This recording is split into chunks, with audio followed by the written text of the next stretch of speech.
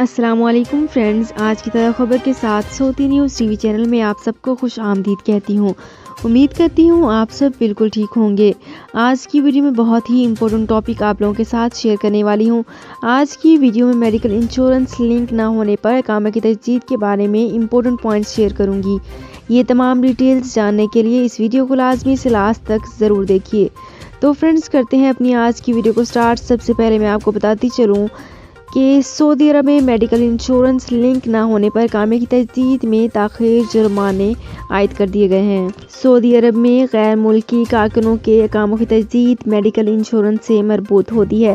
وزارت افرادی قوت کے قانون کے تحت کارکنوں اور ان کے اہل خانہ کے لیے طبی بیمہ پالیسی حاصل کرنا آجر کی ذمہ داری ہے۔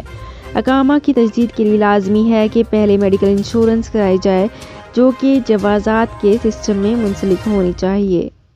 یہاں پہ ایک بہت ہی امپورٹنٹ پوائنٹ بھی شیئر کرنا چاہوں گی کہ اقامہ کی تجدید میں 3 دن سے زیادہ تاخیر ہونے پر پہلی بار 500 ریال جرمانہ ہوتا ہے، دوسری بار 1000 ریال۔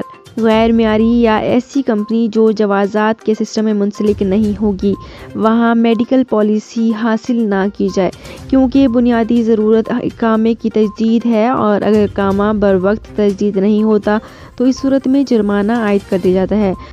وزارت صحت اور جوازات کے سسٹم کو ڈیٹا اپ ڈیٹ رکھنے کے لیے جوڑا گیا ہے، تاکہ فرضی میڈیکل انشورنس سے لوگوں کو مسائل کا سامنا نہ کرنا پڑے۔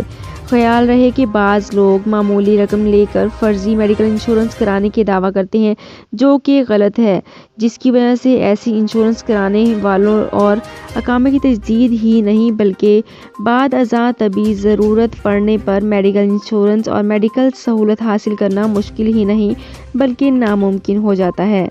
اقامے کی تجدید کو میڈیکل انشورنس پالیسی سے منسلک کرنے کا مقصد بھی یہی ہے کہ اقامہ ہولڈرز کو بروقت اور معیاری طبی سہولتوں کی فراہمی کو یقینی بنایا جا سکے۔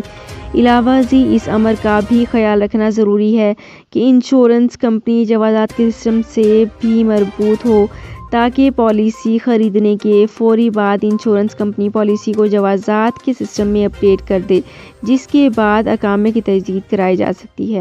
انشورنس پالیسی حاصل نہ کرنے پر یہ پالیسی جوازات کے سسٹم سے لنک نہ کرنے کی صورت میں اقامے کی تجدید میں مشکل پیش آ سکتی ہے۔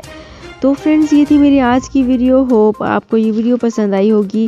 اگر آپ کو یہ ویڈیو پسند آئی ہے تو ہمارے چینل کو سبسکرائب، لائک اینڈ شیئر کر لیجئے۔